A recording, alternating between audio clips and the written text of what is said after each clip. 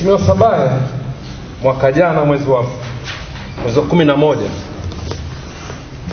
alilipa masaa 48 ya kuhamisha akaunti za Weruweru River Lodge kupeleka Hai kwa masaa 48. Mpaka sasa hivi nilifanya kama alivyokuwa nataka, lakini mpaka sasa hivi hata sijajua kwa nini. Hiyo ni moja.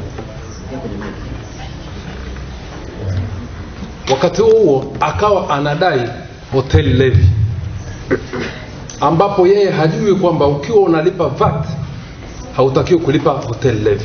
Unachotakiwa kulipa ni service levy. Mheshimiwa, hicho kitendo, yeye kuelewa kitendo cha namna hiyo kilichochukua sisi wiki 3, nikihudhuria kuanzia asubuhi hadi saa 8 kila siku, bila kujua, bila kujali mteja wake.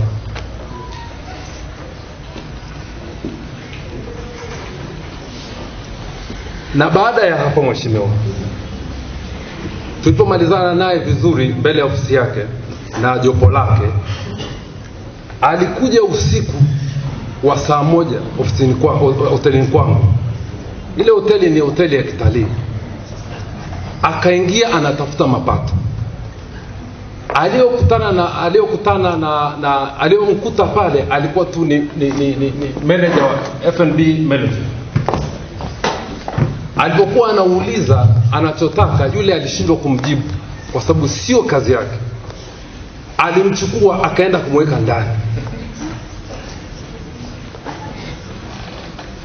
Alimweka ndani, akamtoa ndani saa 10 alfajiri. Hapo nikamfuata, shida ilikuwa ni nini? Akaniambia, Mheshimiwa, jamani, mimi naongea, mimi mwenzenu naumia. Akaniambia, bwana, nataka shilingi milioni 5. Milioni 5. Mimi nimetumwa na ninafanya kazi ya serikali. Hapo akaniambia, utaamua kuisemaje? Either utasema kwamba ni Makonda style ama ni rushwa unanipa, lakini nahitaji hiyo hela. Mimi ananiambia sasa, mimi na ripoti moja kwa moja. Tukaishia hapo. Mheshimiwa, nikampa shilingi milioni 2. Bado akaendelea kuninyanyasa. Ikabidi nitoke kwa mfanyabiashara mwenzangu, na itabidi nimtaje mfanyabiashara mwenzangu. Nikaenda kwa Patrick Panoni. Nikamuuliza, Patrick, wewe unateseka namna hii? Akaniambia, bwana, usimwambie mtu, wewe mpe tu. Kwa Kichaga aliniambia, kwa Kichaga, lakini nikiliweka hilo neno litakuwa sio zuri sana.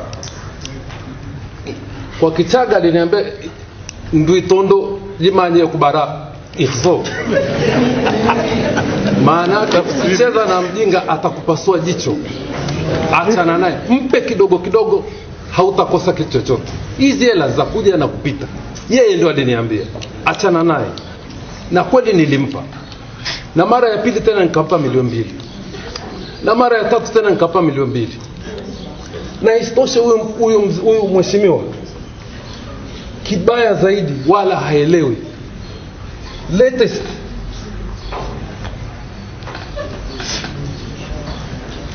mheshimiwa, latest ambao kweli hata sijui hatima ya weekend hii itakuwaje. Amekuja hotelini, amefanya fujo usiku kucha, anatuma wote, yuko yeye pamoja na bodyguard wake 2, anawatuma, nendeni kamwamsheni, nendeni kamwamsheni. Kamsumbua huyo mteja wetu ambao sisi tumemtafuta kwa muda mrefu sana. Yule mteja ana followers 30,000, na tukamwambia aje ili aweze kulala bure pale hotelini.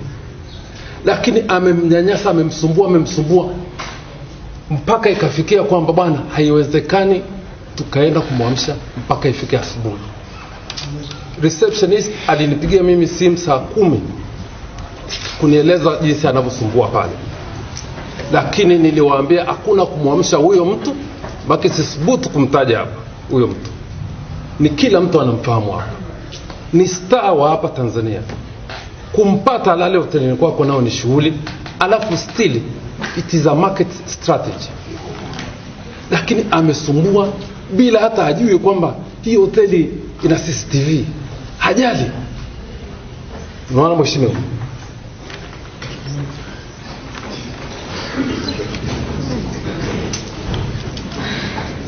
Kwa hiyo mheshimiwa, ikawa imebakia shilingi milioni 2. Akanitumia message, akanitumia bodyguard wake, nikaona kuliko ni test na hii shilingi milioni 2, wacha nimpe. Imefika 8 hiyo. Hapo mheshimiwa, kanda ya Ziwa kuna michezo mikubwa sana mizuri ya nyoka. Mimi nimetokea maeneo hayo huko, nimeishi kule, lakini ni Mchaga. Nikawa na wachukua wale wachezaji nyoka kuwaleta hotelini kwangu, na walipa, wanafanya maonyesho kwa ajili ya wageni wangu. Mheshimiwa Sabaya amekuja huko, amefukuza kila mtu, amemfukuza yule bwana, hakuna kinachoendelea. Tulikuwa tuingie partnership tufungue Snake Park Moshi. Hapa Snake Park Moshi hakuna. Lakini hadi sasa hivi amemfukuza yule bwana, amekataa hilo zoezi lisiendelee. Kwa hiyo bado anatuzidi kutunyanyasa. Kweli naombeni wafanya biashara, nimelia sana kila mahali. Angalieni, mimi najitolea leo, chochote kitachonipata mjue ni Mheshimiwa Sabaya. Kwa Ole Sabaya, sio kwangu tu, najua na nimeongea, nafikiri ni kwa wafanya biashara wote wa hai. Huyu bwana anavyotutesa, mimi sidaiwi kitu chochote, hata kama alivyomchukua meneja wangu na kumweka ndani, alivyomtoa nimelipa nini? Baadaye kutaka hela tu. Sasa hivi zimefika milioni 10.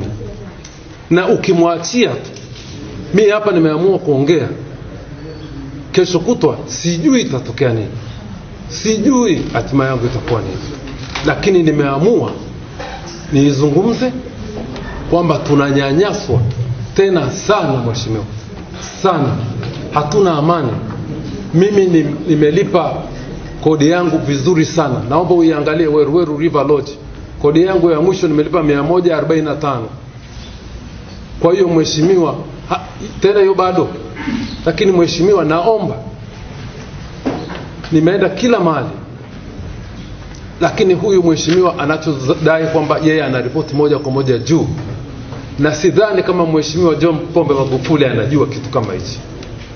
Aliniambia yeye anaporipoti ni moja kwa moja kwa mheshimiwa John Pombe Magufuli, lakini sikubali kwamba eti mheshimiwa John Pombe Magufuli anakubaliana na vitendo vya kifisadi namna hiyo.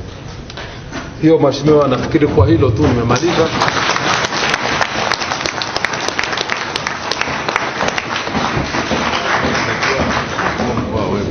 Pole bwana.